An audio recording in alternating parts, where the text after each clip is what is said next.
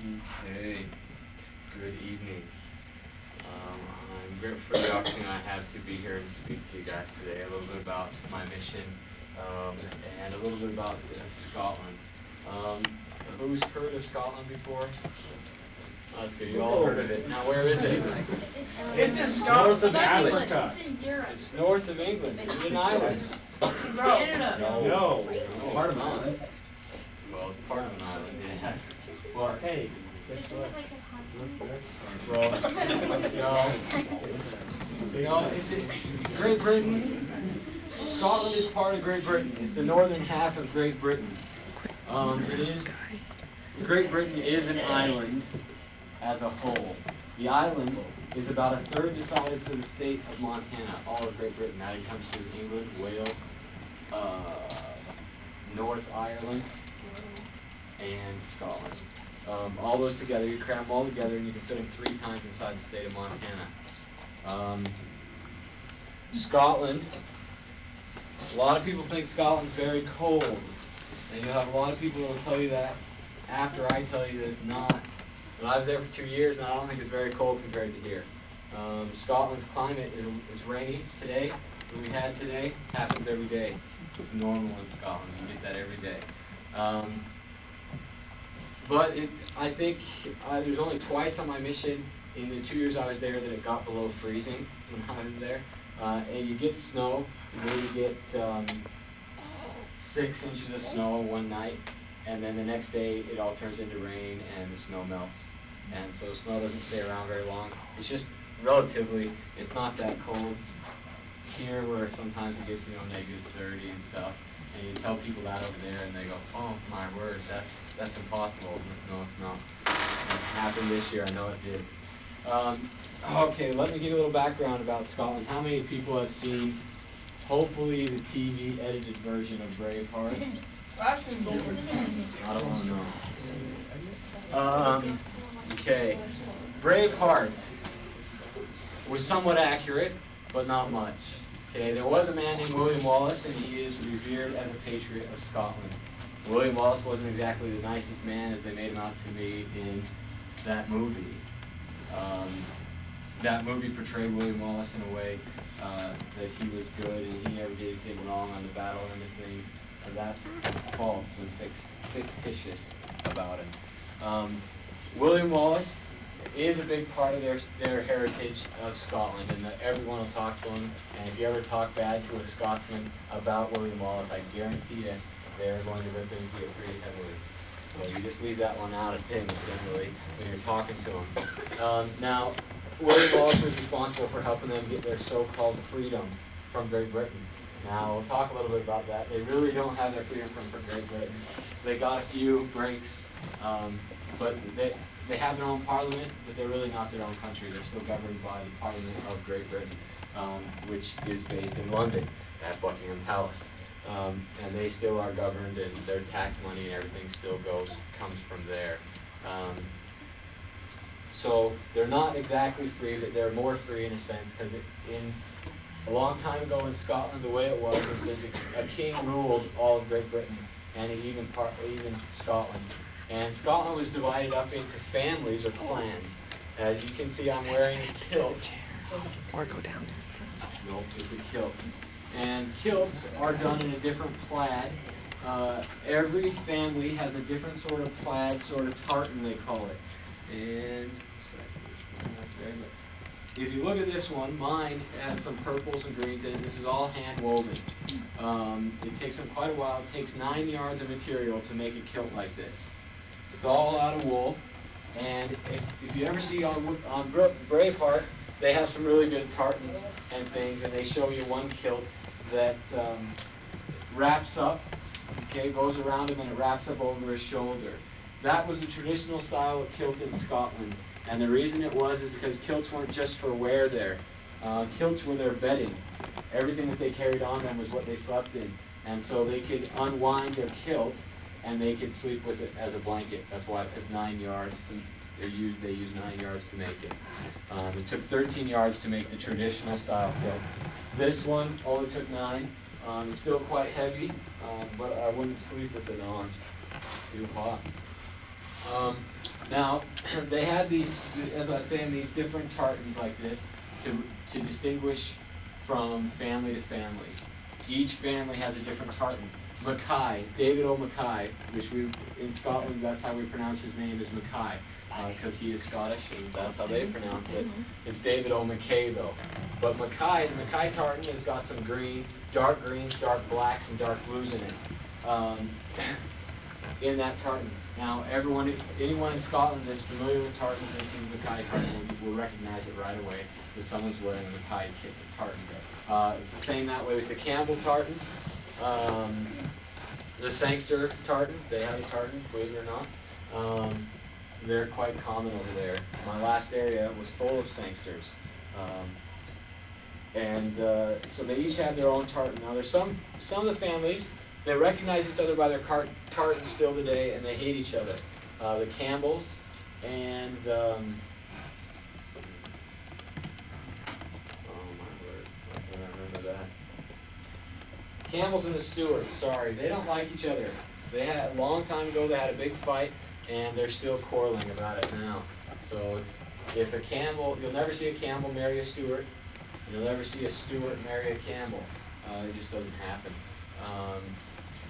Now, this sort of dress not only did it distinguish that at that time, it was good because the king, he knew who the families were and the different nationalities, different to what would you say, nobles of the time were, by the way their tartans were. There's 3 different types of tartan for each family. They have a hunter's tartan, a regular tartan, and a military tartan for each family. Now, all the regiments in Scotland, the regiments that are in the army there, they still wear kilts. As they march, as they do anything, they're still in kilts. Now, don't think that you go to Scotland and you wear this every day. You don't even see people walking up the street on a daily basis wearing kilts. It's not that common. Their outfit now for a kilt is like our equivalent to a tuxedo. We wear it for formal occasions. We wear it, they wear it. For formal occasions such as marriage, other celebrations such as they worship, well, kind of worship, I hate using that word, but they celebrate a guy by the name of Robbie Burns. Robbie Burns is a poet, Scottish poet. He wasn't a real nice guy, to be honest with you, but he wrote a lot of poems, and they have an actual holiday for him called Burns Night. And that's where you all dress up in your fancy dress, and you go and you have this sort of thing. All the wards still do it. The wards get together, and it's like a ward activity up there. And you eat haggis. What's haggis? I will explain what haggis is. You eat haggis, leeks, and toddies. That's turnips and potatoes. Okay, that's the classic dish. Now haggis, that goes back a ways. Scottish people were generally the poorer people in Great Britain. Because of the king being English, he put a lot of taxes and everything else on the Scottish people, and they became a very poor sort of people. Because of that, they had to use absolutely everything of their flocks, their sheep, their cows, their pigs, in order to be able to eat. Yeah. Girls wear kilts. They do wear kilts. Yes, not like this though. Girl wouldn't have a sporran like this in front, and their kilts are just more like a skirt that's made out of tartan. They don't wear the belts with it, and they don't wear the jackets with them. Now, back to haggis. Haggis is what it is it was a poor man's food. It was where they took all the leftovers of any of the animals, or generally sheep, such as the heart, the lungs, the brain, the liver, kidneys, all those types of things, and they pushed them all inside the intestines of the stomach. Okay, so they put them inside the stomach, and then they boiled it. Now they don't eat the stomach lining. When I first heard of haggis, that's what I thought, and I'm not eating that. They don't eat the actual stomach. That's just what it's cooked in. Okay, so it gets put in there and boiled, and then they cut that open and they eat the meat and stuff that's on the inside. When they're packing the stomach, they also add oats and a few spices. Now, how many in here parents have made meatloaf before? Well, guess what? Haggis is no different. Tastes exactly the same, and if no one ever told you that it was haggis you were eating, you would not realize it. I love the stuff personally, and it's not something that they ate. Yeah, it's better than hot dogs. It's not that they ate that. People think that they still eat that all the time because Scotland's poor or whatever. Well, they don't. I ate it maybe once, twice a year. Again, on those holidays where you dress up in your kilts and everything is when they eat the traditional Scottish food. That's the only weird thing you'll eat over there. I mean, you go over there, walk up the streets, they have McDonald's and Burger King and Kentucky Fried Chicken and all the other places that we have here.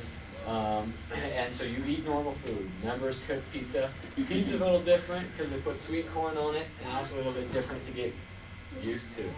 But everything else is pretty much the same. I never had anything I didn't like, except for in Scotland now. I'll fill you in. Over the ages, there have been a lot of people who have moved in to Scotland from India, from China, and from Pakistan. And so there's a lot of Pakistani food places where you can get things that are called curries. Oh, I know what those are. Yeah. Well, you don't know what they are, I guarantee. Oh. What? You actually have a real one, and you'll know what one are, because they burn from the start of your mouth all the way down. They are hot. They're very, very hot. But I guess they're good, and you get used to them. I used to hate spicy food before I went on my mission, and I can eat a lot of spicy food now. It doesn't bother me because I got used to all that kind of spice. And that's literally, they're fast food restaurants.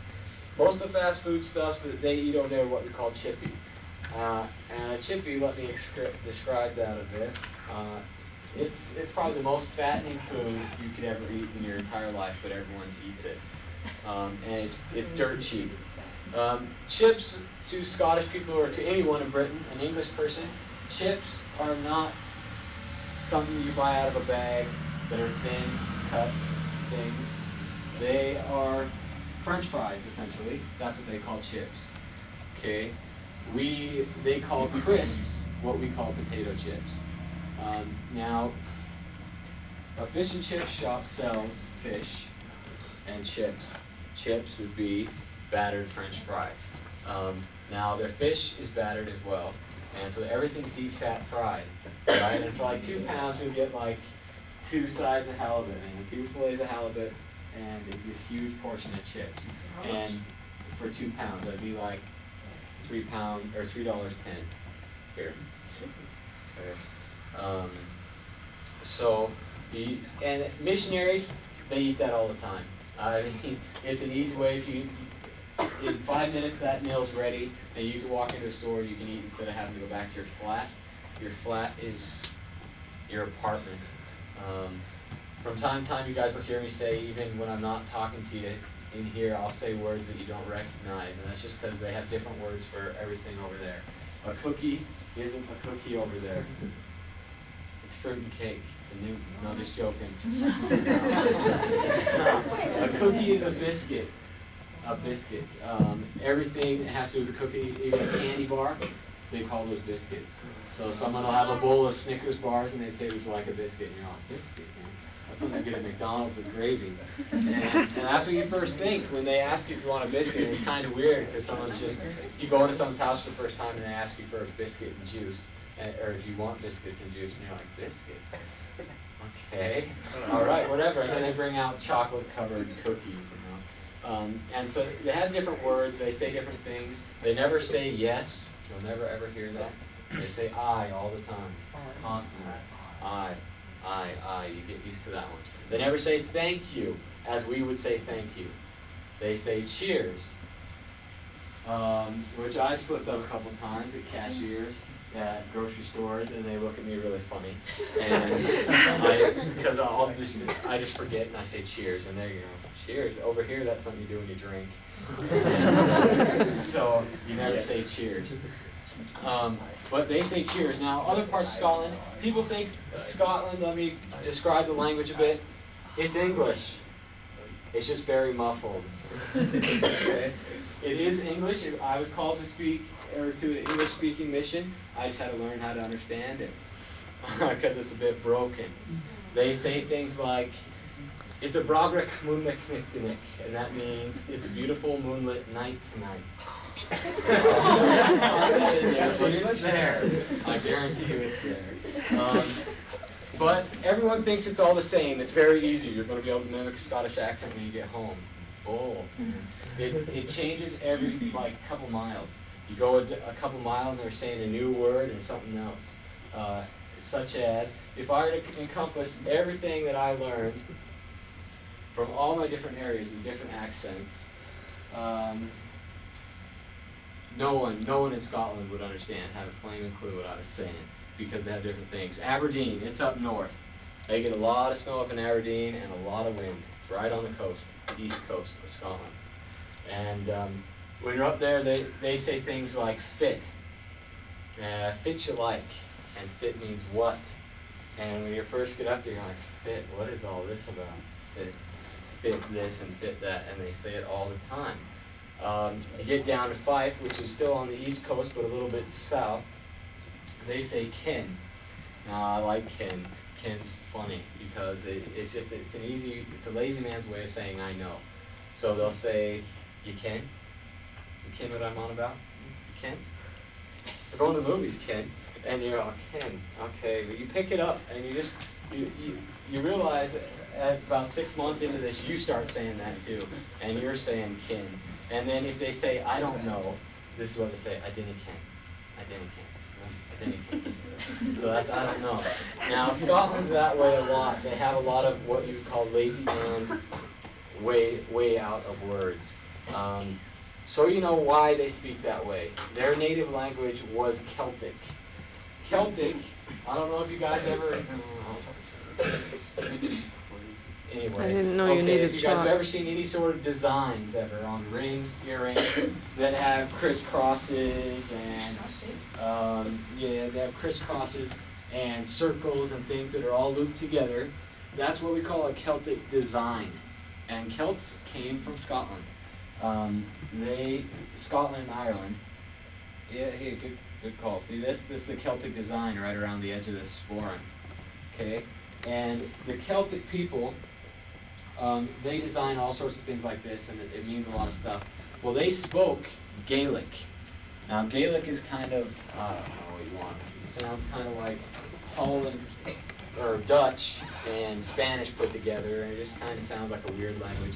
But hardly anyone speaks it in Scotland now, and the reason why is, many years ago, the king said, hey, I don't know how to speak Gaelic, and I'm up in Scotland, so you guys can't speak Gaelic anymore, or I'm going to kill you.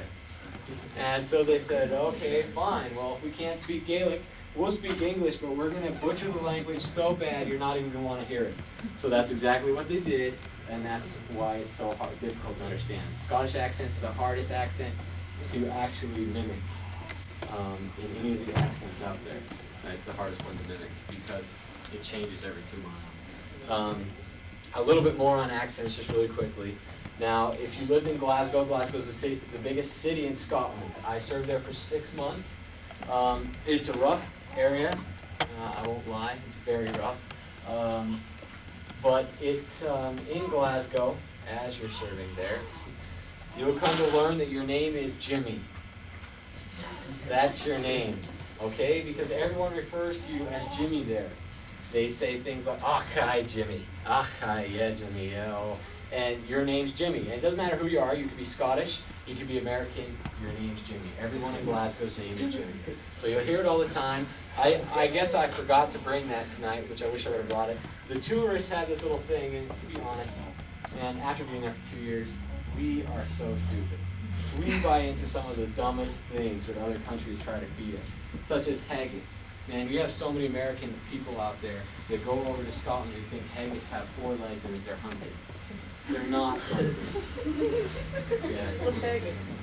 It's that food I described, where they use all the innards and everything. Okay? But people think that it's a little animal.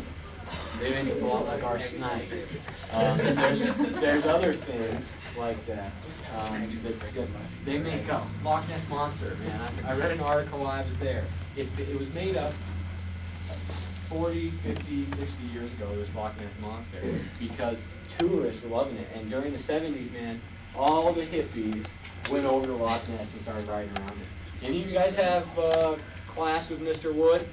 Mr. Wood is a hippie, all right? He's a hippie. I had him.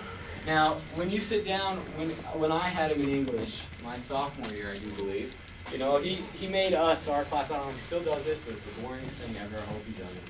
He makes you take notes on his life story. He gets out his journal, and he dictates it to you, and makes you take notes and has a test at the end of it. Well, he took a 2-year sabbatical from high school, or from teaching. He took a 2-year sabbatical, that means a leave of absence. And what did he do? He went to Scotland with his 10-speed bike, and he rode around Loch Ness so that he could find the Loch Ness Monster. Did he ever see it? No, because it's not there. It's not there. Okay? Wind blows into the loch and creates waves, and people go, oh, that's it out there, even though it's just a big wave. And then they take pictures of it, and then it gets put in the paper, and we believe it. And so we go over there, and all these tourists rush over there to see it. And so they have all these tourists, they love it, so they've hyped it up for so long. He's You getting can go in his into back. a corner shop, and you can buy statues of the Loch Ness Monster. No one's ever seen it, but they know what it looks like, man. You've got stuffed animals of it, you've got everything. And people take it home. People take the stuff home.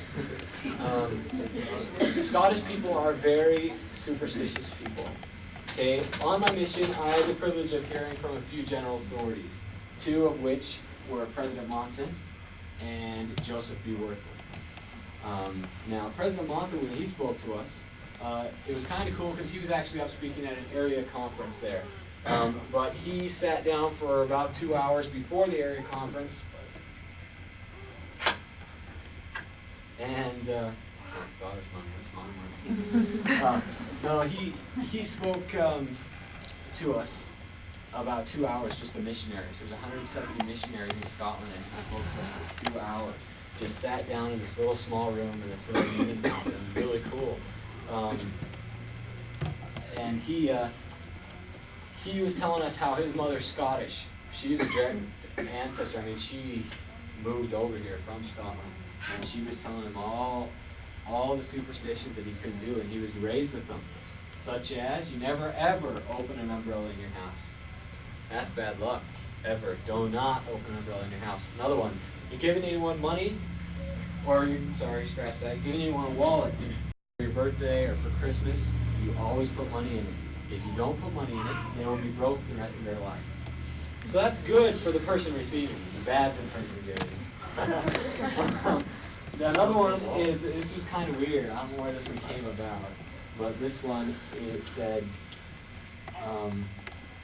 when you eat an ice cream cone, okay, and you get down to the last bite of the cone, you're always supposed to look in it in case there's a fly in it. Don't ask me why. Obviously they had problems with that in the past, or it wouldn't be a superstition. But President Monson remembered, he remembered vividly his mom telling him that.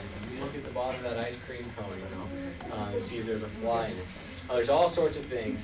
If you drop a knife, if I were to hold a butter knife or any sort of knife, my skin do, Oh, man. and I were to drop it on the floor, it means a strange man is going to come to my house.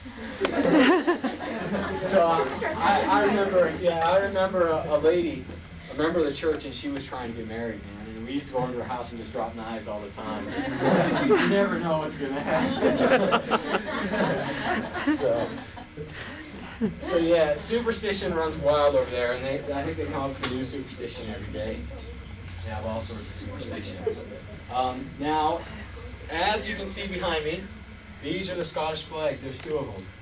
Okay, this is the Scottish flag, ugly one, that they never use. This is the St. Andrew's Cross. Now, anyone follow golf in here? I'm just joshing you. A little bit. Does anyone know where last Pro Open was last year? Scotland. Yeah, where at? Good guess. Glasgow. No. St. Andrews. St. Andrews. St. Andrews has got the first golf course ever invented in St. Andrews. It's got bunkers that are 30 feet deep. I've stood in them. I've tried to hit balls out of them, and I guarantee you it's not easy. I saw that. Yeah, Tiger Woods had a little feet in the bunker once. quite funny in that little match. But it's quite a nice golf course right on the beach, on the White Sands beach. There's a castle in St. Andrews. St. Andrews used to be the capital, as did most other cities that are in Scotland. The capital moved from place to place all around, but they still carry this flag as the Scottish flag, St. Andrew's Cross. So you see Braveheart again. What does he paint his face? Blue. Blue with the white stripes down. Okay, that's the St. Andrew's Cross. It's been around for a long time, and that's what anyone would recognize Scotland as for that flag. For this one, they don't so much. It's not quite as a recognized flag for Scotland. Now, you see this little dragon, though? That's on every Scottish thing. Absolutely everything. Okay.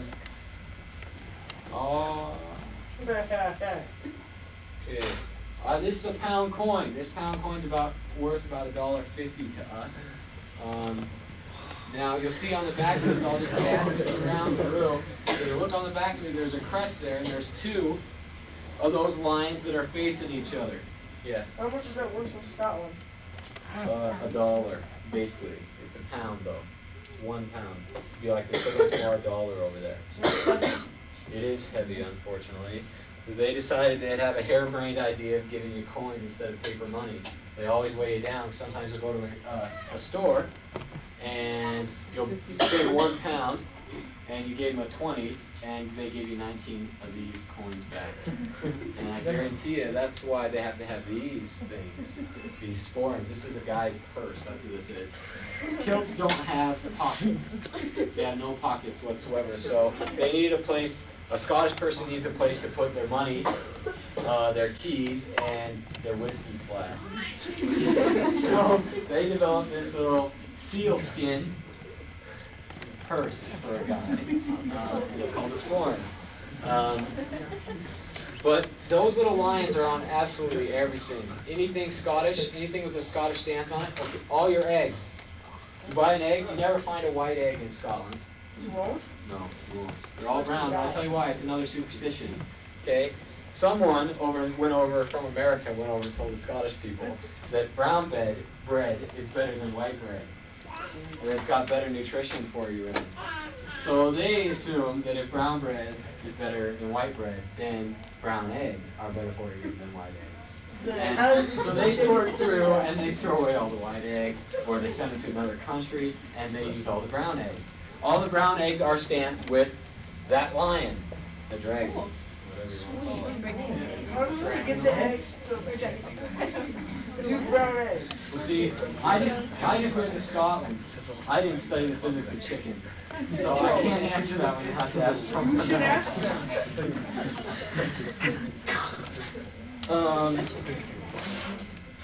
Okay, I'm going to pass around the other bit of money that I have, and I'm going to explain to you. When they come over here, what? He's just talking. When they come over here, Scottish people come to America, they cannot figure out our money, and I'll tell you why. Because our dime is worth 10 cents, right? Okay? And it's smaller than our nickel. Oh, yeah. So in their hands, see, a blind person can figure out British money because 10p is big. That's 10 cents, okay? 5p is about the size of our dime. 20p has a funny shape. All the edges are squared. It's small. 50p has a square shape, but it's big. And then the pound coin is just big, fat. You can't miss that one.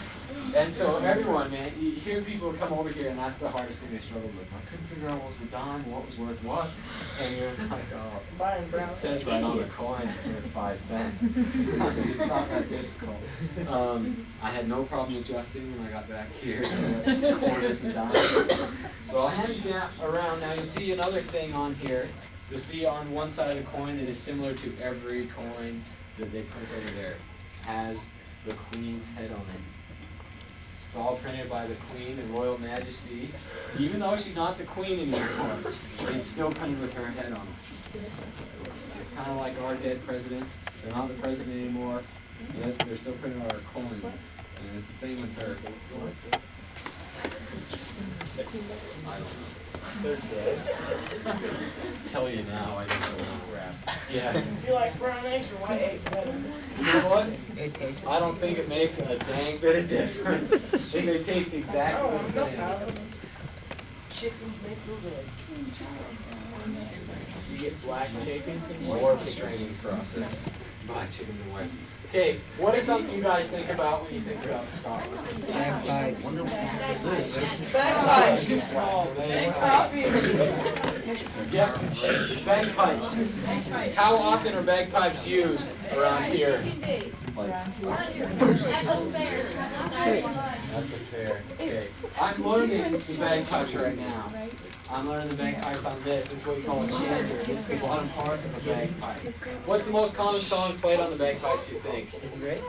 That one that they always play funerals now. Amazing Grace. Amazing Grace. What is that on the side of the coin? It's like Dies et something. It's It's Latin, like, and I don't know what it means. there's one that they play at funerals now. It's like, Yeah, that one. And I'm not doing a great job, but. Amazing Grace. No, that's Amazing Well, Grace. I'm going to tell you what it is, all right? You It is Amazing Grace. It is the most popular song played. Now, you watch anyone play the bagpipes, and there's about 7 or 8 different ways you can play Amazing Grace on the bagpipes, and it would sound exactly the same in the same key, but it looks totally different by the way they're playing it. Now, the bagpipes is what that's made out of. Again, Scottish people were quite poor. They made instruments with what they had. They took a cow's bladder, Glue it up. and they used the bladder as the bag. It's not like they were licking it or anything. It was just using as a bag to hold air. And then again, a tartan covering out of wool was put around that.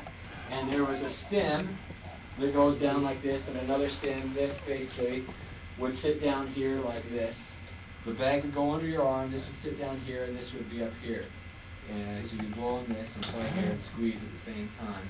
Now also, there's 4 things that look like this, but they're about 3 times the size, and they're turned up the opposite way, and they stick up over your shoulder like this. Bagpipes are not easy to play. This isn't the only thing I've played. When I was in Scotland, I actually went through and played them. It takes a lot of air to play the bagpipes to even get them started. You can make them sound like a dead cat, and a whole bunch of stuff to actually get to the pitch that they need to. It's a series of filling your lungs up really big, blowing into the bag, and then putting your tongue over the hole to make sure all the air holds in, and then doing the same thing until it makes the right pitch, and then you can play. Yeah. Can you play song for us? I can play Amazing Grace. I can play a few songs. I haven't practiced for about, I don't know, 3 weeks. So I'll play Amazing Grace because I know it pretty well. But you'll hear, as you listen to this, you'll hear that it is a reed instrument. Anyone play the oboe in here? Or the clarinet? Okay, the recorder kind of is not a reed instrument. Clarinet. Clarinet's a reed instrument. This oboe's a reed instrument as well, except that the instrument is the reed is a hole. Okay, and it takes a lot of air to push the sound out through that little hole. That's a reed instrument. Now you'll hear that this drones. When I do it, the sound of it makes a kind of a droning noise. Now when you have bagpipes, those other things that go over your shoulder, they drone. That's all they do. They're a set pitch, and all they do is go through the whole song. That's what they do, and then you do the melody. If I can tune this in really quick, I'll play it for you. Sounds like a duck call. It does at first. They're fighting.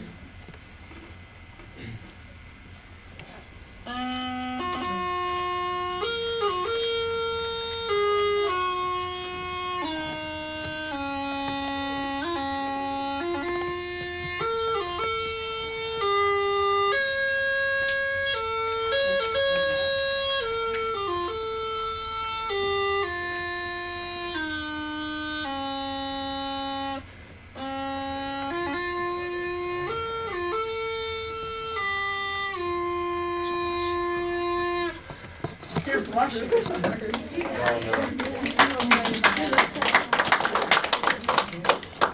That's just, I can play a few other songs on there. I haven't practiced them. If you could Ida Cola and a few other things.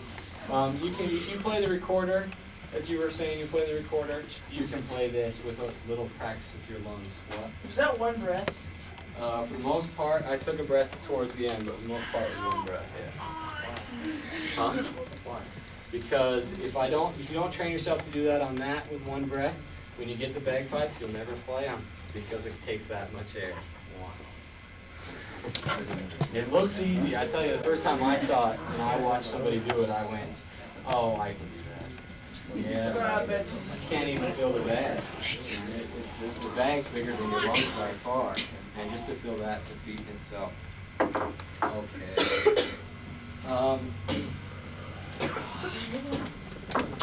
Okay, I want to talk a little bit about the situation there, as far as let me stop playing with things here. As far as morals and things like that, it was quite sad for me to go to Scotland, coming from Stevensville, Montana. As I was in Scotland, I guess you'd say, my eyes were opened a bit to the way things were there. And I hoped all the time, I wrote letters to my bishop and to my ward, that it wouldn't change and that things wouldn't become that way here. Okay, in Scotland, Scotland is the third highest country in the world for teenage pregnancy. Okay, Scotland's only a third of the size of Montana. And it's the third highest country in the world. Okay, there are some reasons for that, and I'll share with you them really quickly. Some of those reasons are because the government kind of, I hate saying it, but they kind of encourage it. And the reason they do is because the government gives away housing there, free housing. In the wonderful land of Scotland, it is legal to get pregnant at the age of 16. Okay? If you are to get pregnant by the age of 16 and are a single mother, the government will give you a free house, and they will give you all sorts of benefits to make sure that you raise your child. And because of that, families that aren't getting along, that have daughters that are 16, 17 years old, they go and they get pregnant because they know they're automatically going to get a free house. It happens. You will not walk up the streets in Scotland without seeing a 15, 16-year-old pushing prams, and pram is a baby stroller, sorry. Pushing those type of things up the street. It's commonplace. Okay, Glasgow. I'll give you a little insight of what I'm talking about as far as morals. There, in Glasgow, Glasgow has 800,000 some odd people in it, in that city. Montana has 800,000 some people in it. Okay, so this city has as many people as live in the whole state of Montana. Now, they did a poll when I was there, and I wish I would have brought the newspaper article. A lot of people don't believe this, but it's true. They did a poll when I was there, and the poll said women, it was a poll on women, and 75% of the women in Glasgow said that it was okay to have 10 sexual partners before they got married. Okay. Now, the second part of the poll was that it was okay for young men, young women, before they reached the age of 15 to lose their virginity. That was in one city that they did that poll. And I guarantee you, after I served there, that's all I did was I hoped that it wasn't going to do that here. I hoped that it wasn't starting to go down to that level of things. Now, for a missionary serving in Glasgow city center, that's where I served, it's a rough area. You have to watch your back all the time because there's people there that will come up to you on the streets and they'll try to take your money, but they do it in ways that you wouldn't expect, such as they'll be holding needles to you, and they will say, if you don't give me all your money, we will infect you with the AIDS virus. Okay? That happens, and you guys would be surprised how much that happens in the United States as well. It doesn't just happen in Scotland. But as coming from Stevensville and never being out with people, I always associated with people in my high school that were members of the church all the time. And even if I went to any place that was a party or anything that I was invited to, there was always a group of us. I never went to any parties that ever involved alcohol. Not the whole 2 times I was on, or the whole time I was going through school. But every party I was ever invited to, there was always other members there because there's safety in numbers. Okay? And me and Matt Bardsley used to hang out together all the time. And that was a good reason why we stayed out of trouble. Is because when, okay, there's a bad joke. There's a really bad joke about Mormons. And sometimes it's true. Because without numbers, we fall into temptation a lot easier. Okay? I once heard a joke by a Scottish guy telling me that he was going out, I think, I don't know, Kevin might actually told me this as well. It was about drinking, and that if you were to go out drinking, or if you were to go camping, and you were going to take beer along, then you better take 2 members with you. Because if you only take one, he'll drink all your beer. But if you take 2, no one will drink any of it. And that's kind of true because you're all watching each other's backs. And it's a true statement. Okay? And it's important that we do that throughout high school and throughout our lives. We always are involved in that. That's the problem with Scotland. They don't have wards, okay? I was in the Hamilton ward speaking on Sunday with the High Councilman. And I got up there and I was like, this is a ward? This is a stake. Man, the amount of people that were in the Hamilton ward, I couldn't believe. A ward in Scotland averages about 8 people attending every week. Okay?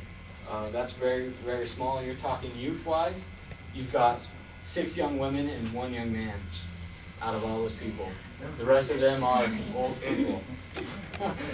And they're in desperate need of young people because the old people are old and they're going to pass away. And when they pass away, the church starts to pass away with them. They need young people. And it's important that we're the examples for them. I have a lot of friends that I met on my mission. A lot of people I saw, young people, that do have the desire to want to change. And it all comes down to who they hang out with. I have no doubt in my mind about that.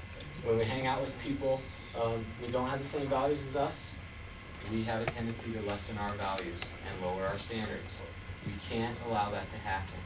We do that and we start to see those things happen. Okay? I'll give you, in Glasgow, there's a group of people we call Neds. Okay? Everyone calls Neds, they call them Neds for 30 years. Now Neds, what they do is they wear tracksuit bottoms. That's what you guys would call over here tights. No. That's what you guys would call, like someone who's in track wears the breakaway sort of things over their shorts. Those are tracksuit bottoms. Wind pants, whatever you want to call them. I don't know what they're called. But anyway, you know what they do? These kids that are 14, 15 years old, they take these tracksuit bottoms, they tuck them into their socks. Okay? And they pull their socks up, and they get really long socks, and they roll them up, and they pull them up, and they walk around. Okay, now here's the other part of it. And it's very funny to see this, but it happens, and it happens here, too. Because the first week I got back, I saw Neds in Hamilton, and I was disgusted. It happens here. The second part of what they wear is all this gold jewelry, what they call sovereign rings. A sovereign ring is a coin that's gold that they've embedded into a ring. And they wear them. They have these big fat rings all over their fingers. And some of the guys, they have rings that stretch across 3 fingers. It's called 3-ring rings. They go through 3 fingers. And you know what it does? It goes across the 3 fingers and it says their name. Jason, across their hand. Like, you need to know who he is. You don't need it. Now the girls, they wear those same rings, but they don't generally wear the 3-finger rings. They wear necklaces. Okay? And the big gold necklaces, big gold chains, and they come and they'll stretch. Some girl named Charlene will have this big, 64 font of a necklace all the way across her chest saying Charlene. You can't miss it, okay? They wear all that kind of stuff. Look in the Book of Mormon. What did it talk about in the Book of Mormon? It's all over in there.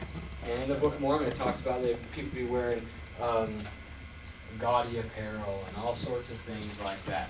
Well, it's happening again. It happened before, and it happened in the Book of Mormon again, and it's happening again now. Now, I thought for sure, man, I was going to get off the plane. I was like, Neds, I'm away from Neds. The other part of Neds, they speak through their nose. And they're very choppy in what they speak. If you were walking down the street and a Ned was there, they would say, where are you from? And that means where you're from. And if it was me, generally, for some reason, I always got big man at the end of it. So they'd say, where are you from, big man? And you're all, yeah, okay, yeah. So you tell them. Most of the time they're not interested in talking to you, and they're there to give you what we call cheek. Okay, you won't understand the word. I don't have it described. No. Okay, now, when I got into Hamilton, my family decided we were going to, what was the name of that movie? The Other Side of Heaven. The Other Side of Heaven. I walked in the movie theater, and there was 13, 14-year-old girls, and they were sitting on the bench out there in the Ferroplex, which is kind of odd that it's out in the middle of farmer's field. But they're sitting out on this bench, and what are they wearing? Tracksuit bottoms with a sweatshirt and gold necklaces and gold jewelry. And I'm sitting there going, man, I've got Ned's in Hamilton. It's going to be in Stevensville soon. And it's going to be all up and down the valley. There's going to be Neds all over. And then there's going to come what comes with Neds. There's going to come the vandalism, the rocks that were thrown through my windows, the fireworks that were shot at me, all sorts of things that comes with that. You know what it comes from? Hanging out with the wrong crowd. When they hang out with the wrong crowd, that's exactly what happened. They're fine when there's one of them. And one of them, it's great. It's kind of like horses, man. You have one horse that gets out, you can always put them back in. Get 3 of them out, you're never getting them back in. And it's the same with them. I know, because I had to get 3 of them back in today before I finished. It's the same way with them. They run in packs. When they're by themselves, they're the nicest kids to you. They'll walk up, so what are you actually doing here? You're missionaries for your church, and what does that entail? You teach people about God and stuff. And you're like, yeah, we do. And we end up showing them pictures and stuff. Then they get with 2 other ones, and they end up throwing rocks at you. Because it's the people they hang out with. 3, it's a lot easier to do something foolish when there's 3 of you, isn't there? And when there's just 1. So you surround yourself with people that you're not going to do those things with, and it makes it even harder with 3, 6, 7 of you. You'll never do anything stupid. And that's it's important. It's important that you need to know Scotland's that way. Okay, I don't want you guys to think that I don't like Scotland by any means. If the prophet called me tomorrow and asked me to go back to Scotland for another 2 years, I'd go. I would be on the plane first thing tomorrow morning. Without hesitation, my bags would be packed. I love the people there. I learned to love the people there. Something my mission president taught me all the time. Every time I talked to him, I had 2 mission presidents. I had one for about 4 months. And then his time was up, he was going home, and I got my mission president, who I call my mission president, because he was my mission president. He was like my dad on my mission. He was an amazing man. I love that man to death.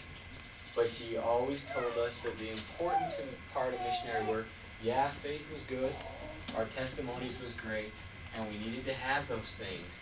But without love, we would never, ever see success. He was so right. So right. Oftentimes as a missionary, after being told that, missionaries go to meeting after meeting. You don't even realize how many meetings you go to. You go to a lot of meetings, and your meetings, I'm not talking short meetings here. I'm talking, you get up out of your bed at 6:30 in the morning, you travel to the mission home, which was Edinburgh, and depending on where that's at, it might be a 3-hour travel or ride, and you have to be there by 8 in the morning. So that depends on how early you're getting up. Then at 8 in the morning, you're going to start a meeting that goes all the way till 6:30 at night, and then you're going to eat. And that whole time you're listening to other missionaries teach you, and you're listening to your mission president and his wife teach you the way that you should be a better missionary. You do that every 6 weeks. Then you become a zone leader. You do that 3 times every 6 weeks. Because zone leaders have to pass things down to their zones. There's a lot of meetings you go to, a lot of long meetings. But mission president in every meeting, I took notes on every meeting. I have a book, I have a journal. It's just my meetings for my entire mission. Every meeting, I guarantee you, I know what he talked about, I know what he's going to talk about. He talked about love. And that's important. We have to love everyone around us. He told us all the time that we need to love the Scottish people, and I used to sit and think, well, how do I love the people? Do I love the people? And I wondered about that. Do I love the people, or don't I? Well, I got towards the end of my mission, And you know what? I found out that I did love the Scottish people. I loved them to death.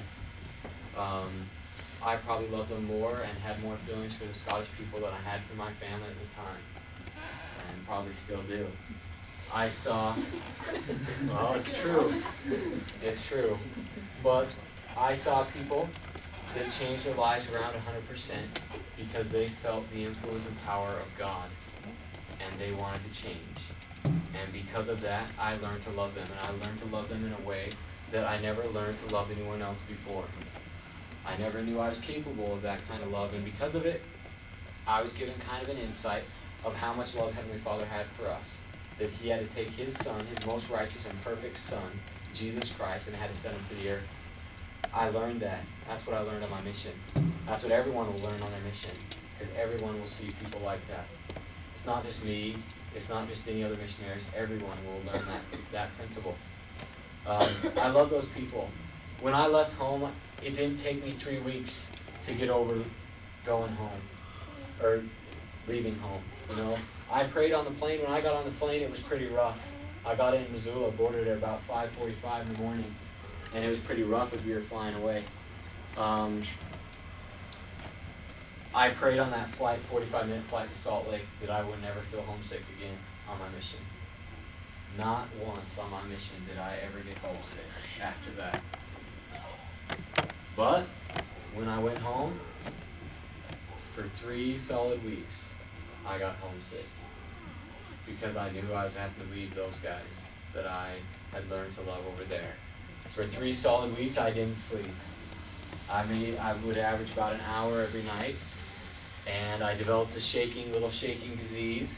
And everywhere I went, I'd be in members' homes eating with them, and my fork and my knife and everything else would just wobble like this, and they'd laugh and poke fun and call me geriatrics and everything else. Geriatrics.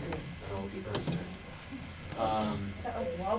And because of that, I really learned where my heart was for those people, and that I would have loved to, if I could have extended my mission and stayed out longer, I would have done it. I would have done it, but I couldn't. The church only allows you so many days to extend your mission, and I had already done that, and they would not allow me to extend again. So because of that, I had to come home, which we all are forced to do, and I had to get back into normal life again. But you know, email and things are wonderful. My dad doesn't think so because I'm on it all the time. I talk to the Scottish people all the time. There's a lady girl I taught 2 discussions to. She was a boyfriend. Or no, she wasn't. She was a girlfriend of a guy, a member of our ward in my last area. And she wrote me about a week ago saying she's getting baptized. I figured she would be baptized. She has a lot of opposition from her family. But I got another email 2 nights ago. She'll be baptized tomorrow at 7 o'clock. I would have loved to have been there for that. The amazing change that you see in these people was all because of love that you showed and extended to them.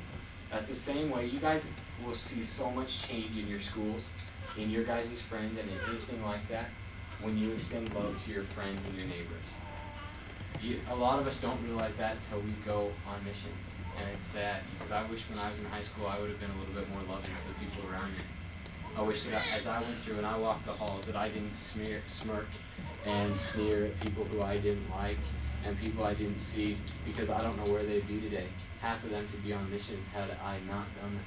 Yeah. Girlfriend? Yeah, but that's another night.